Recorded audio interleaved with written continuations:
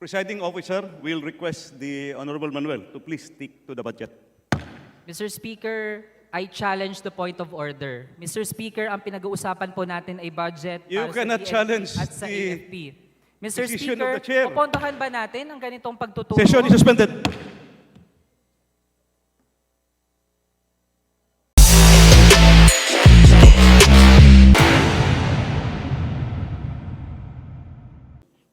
Yes, Mr. Speaker.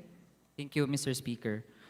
Una pong topic ay ang pagdukot sa binabansagang Orion 2. Sila po ay sina Jed at Junila, dalawang kabataang kababaihan.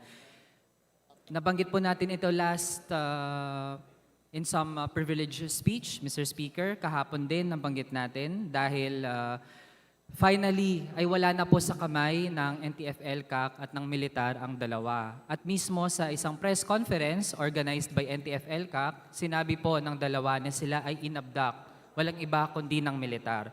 Would the AFP admit to abducting the two young women, Mr. Speaker?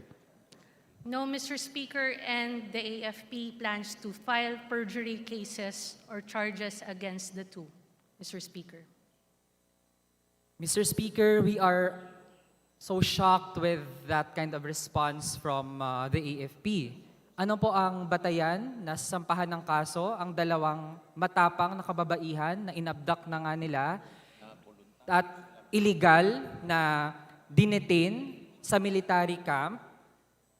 Hindi natin alam kung anong tipo ng panlilinlang yung ginawa sa kanila or coercion para mapuwersa sila na pumirma sa affidavit. At ngayon, na matapang nilang isiniwalat ang nangyari sa kanila, Mr. Speaker, sila pa ang sasampahan ng perjury. Ano po ang komento doon ng ating sponsor? Mr. Speaker, there are witnesses who were there during the signing of said affidavit. Not only of voluntary surrender, as well as the signing of said affidavit. The POW lawyers were there.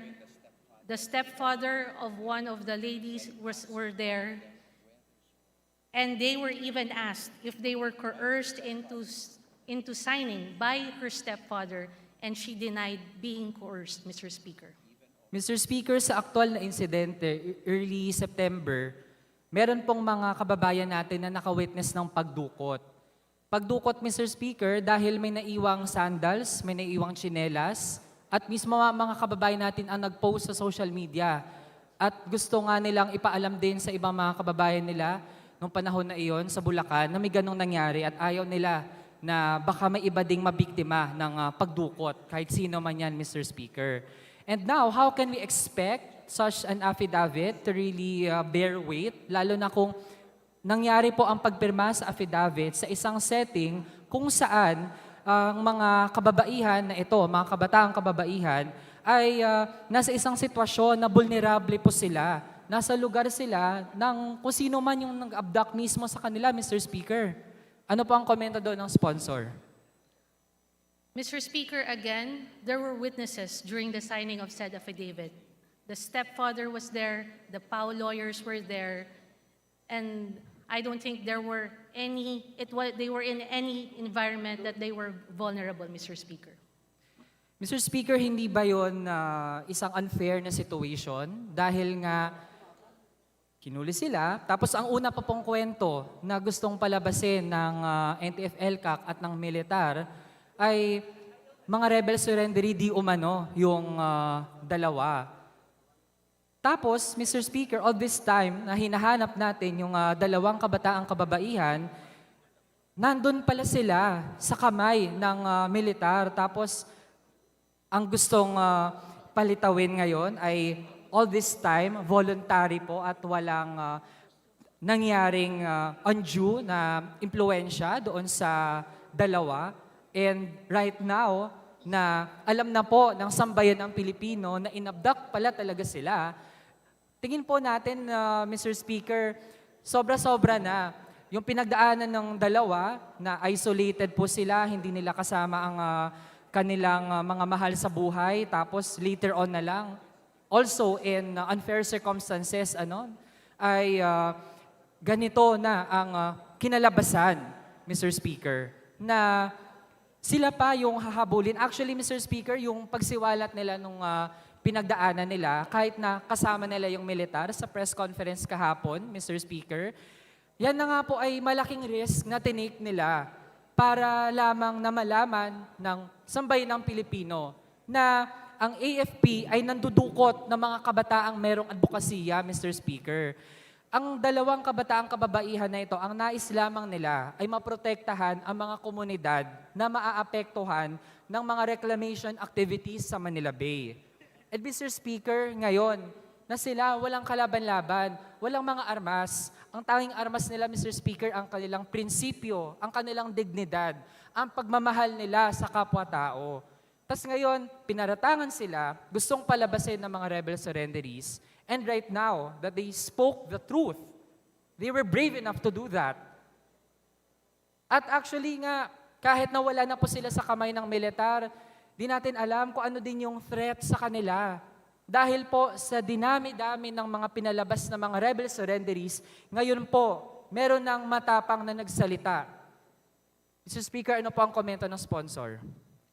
Mr. Speaker, they were labeled as voluntary surrenderies because they said they voluntarily surrendered. Again, there were witnesses, Mr. Speaker. They made a sworn statement, which of course, if you made a sworn statement and you recanted, Mr. Speaker, you will be subjected to perjury charges if needed. You know, Mr. Speaker, the DND, the AFP, has always believed that honesty is the currency of leadership, Mr. Speaker.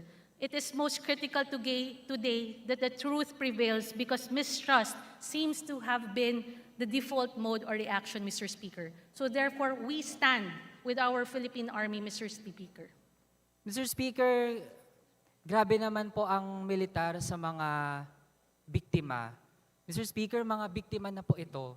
Tapos, sila pa ngayon ang papalabasin natin na masama.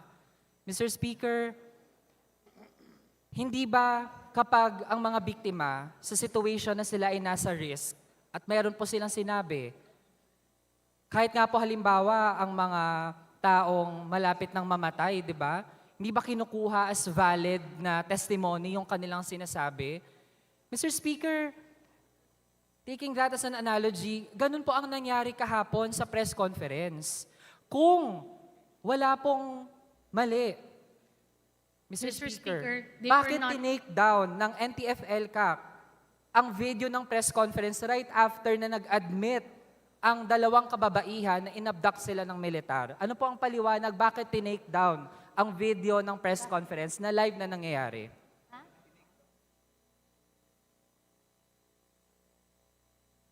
Well, Mr. Speaker, the NTF-ELCAC is not within this department, Mr. Speaker. But if you are talking about taking down of videos, I believe it is all over social media. So there is no taking down of any videos.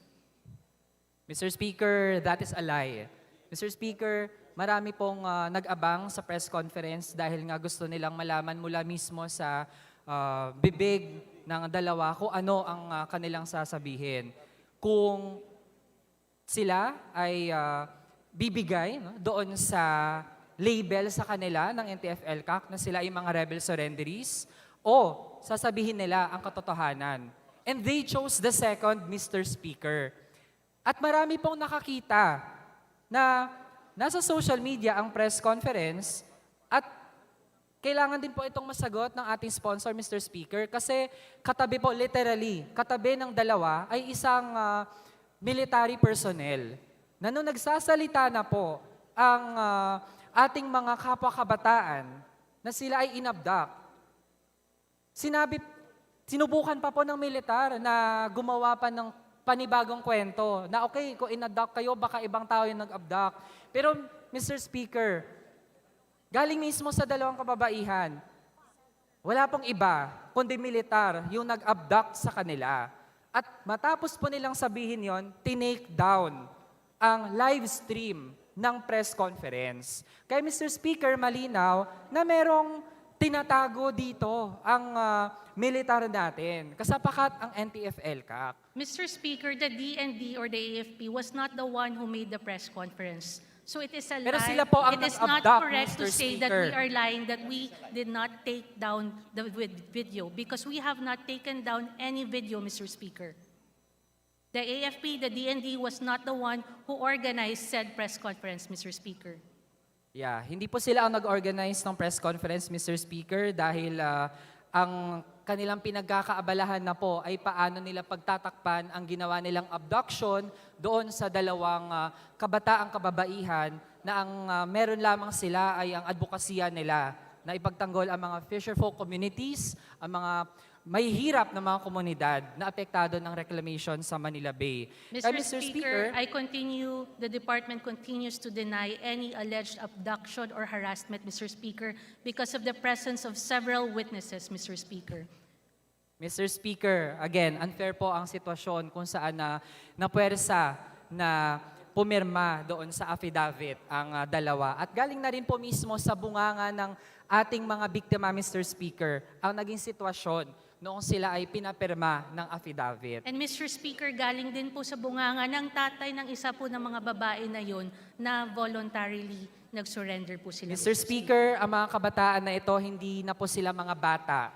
Mr. Speaker, they are above 18, 20 plus na po sila, kaya kaya po nilang mag-isip on their own. Sana po hindi maliitin ng AFP ang kapasidad ng ating mga kabataan na magsalita on their own.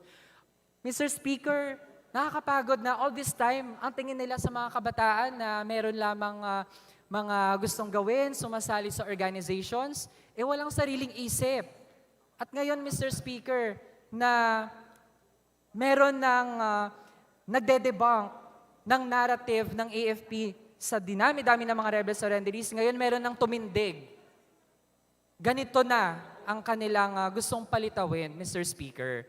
Kaya kung paninindigan ng AFP ang kanilang gawa-gawang kwento, at ngayon sasabihin po nila sa publiko, nakikita po ng ating mga viewers, kita po ng mamamayang Pilipino na yun pa yung balak nila, Mr. Speaker, sampahan ng perjury, yung dalawa.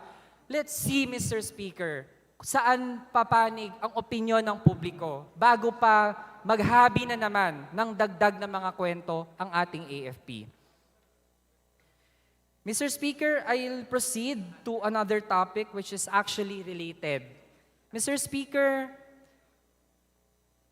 I'd like to confirm, meron po bang Command and General Staff College sa ilalim ng AFP?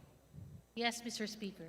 Mr. Speaker, sa ilalim ng Command and General Staff College, meron po bang Center for Preventing and Countering Violent Extremism? Yes, Mr. Speaker. Mr. Speaker, tama po ba na bahagi nito si Sherhana Paiso?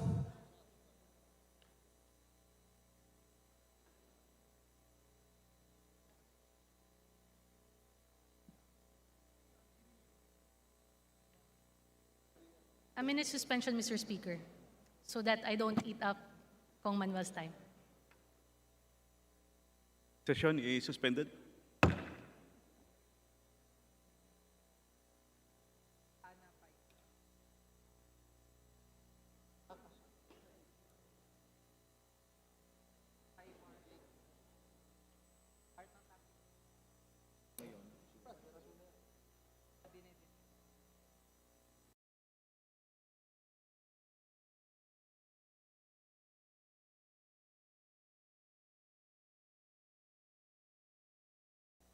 Aison?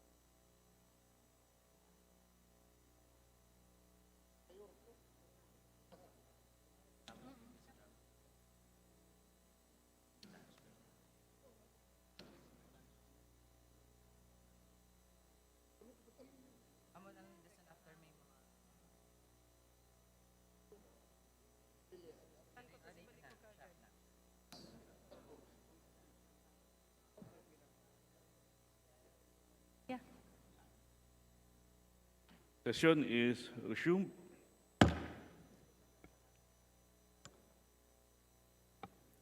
The lady may now, the sponsoring committee may now proceed. Mr. Speaker, said Sherhana Paiso is now with the Strategic Management Office, Mr. Speaker. So still, Mr. Speaker, Sharhana Paiso is with AFP. Yes, Mr. Speaker. Mr. Speaker, in a document drafted by Sharhana Paiso, bahagi po ng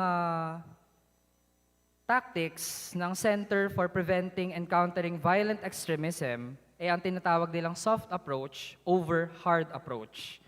They have the desire to offer the possibility of responding to violent radicalization in ways other than the criminal justice system.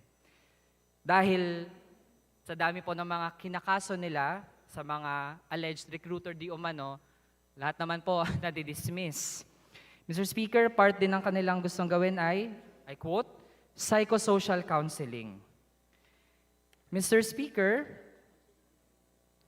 ang outputs ng research ng center as drafted by Sharhana Paiso ay magiging bahagi ng contribution ng AFP sa whole-of-nation approach to end the local communist armed conflict. Bahagi nun, Mr. Speaker, ay ang pag-produce or research ng concepts and proposals that would serve as valuable inputs of AFP to the overall strategic direction based heavily on scientific, academic theories, and discourse. Mr. Speaker, in the upcoming moments, papakita po natin na walang kahit anong scientific sa mga gagawin ng AFP to prevent the violent extremism as they claim.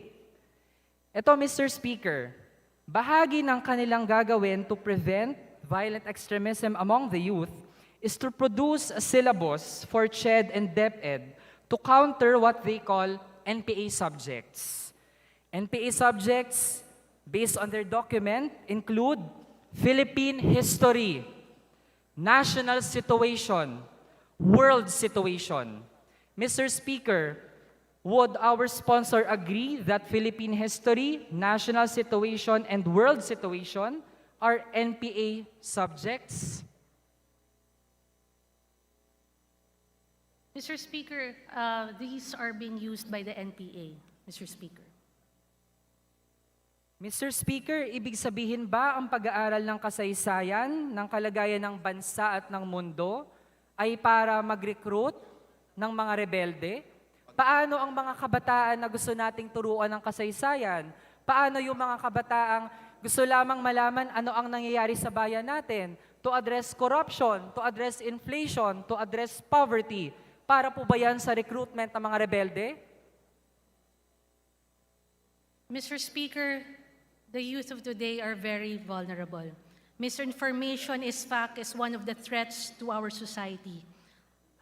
The goal of misinformation, Mr. Speaker, is not simply to misinform, but sometimes it is to manipulate our thinking, the actions, to serve somebody else's agenda. If these youths are vulnerable, I believe they will be vulnerable to misinformation, Mr. Speaker. Mr. Speaker, modesty aside, summa cum laude po ako. Hindi ako bobo. Mr. Speaker, insulto po na ang turing ng AFP sa ganitong mga topics ay para sa recruitment papunta sa mga rebelde, Mr. Speaker. Pag ganun, Mr. Speaker, anong aasahan natin sa mga kabataan na hindi alam ano ang nangyayari sa bansa, ano ang nangyayari sa mundo, at ano ang ating kasaysayan? Mr. Speaker, to add, bahagi ng syllabus na gustong gawin ng center na ito at ibibigay sa CHED at DepEd ay benefits of martial law to the economy. Mr. Speaker, ano ang pagtingin doon ng ating sponsor? Ano ang naging benefits ng martial law ng diktador na si Marcos Sr. sa ekonomiya ng ating bansa?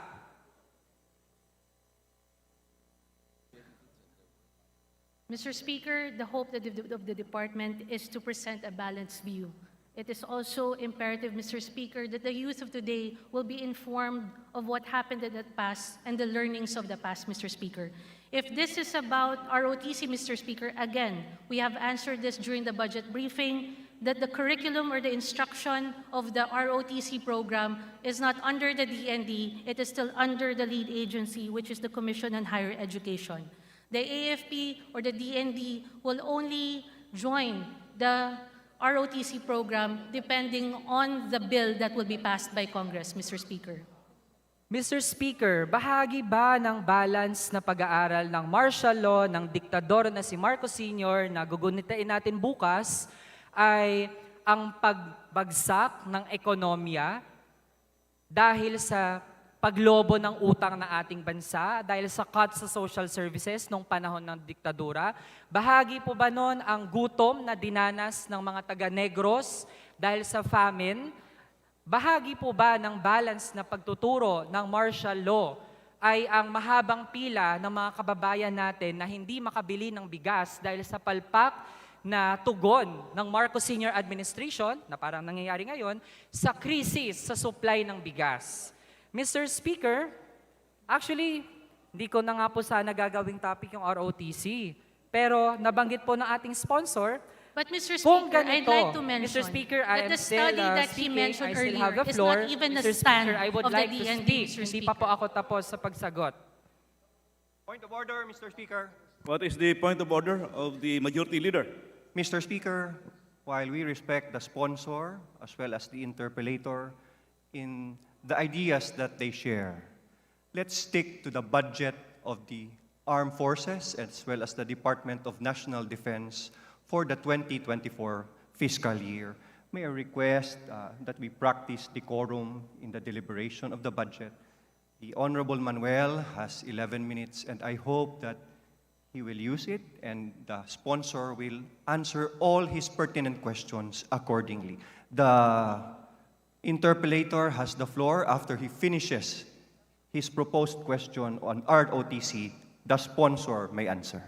There is a point of order. The presiding officer will request the Honorable Manuel to please stick to the budget. Mr. Speaker, I challenge the point of order. Mr. Speaker, ang pinag-uusapan po natin ay budget You para cannot sa challenge PNP at sa the AFP. Mr. decision of Speaker, the chair. pupuntahan ba natin ang ganitong pagtuturo? Session is suspended.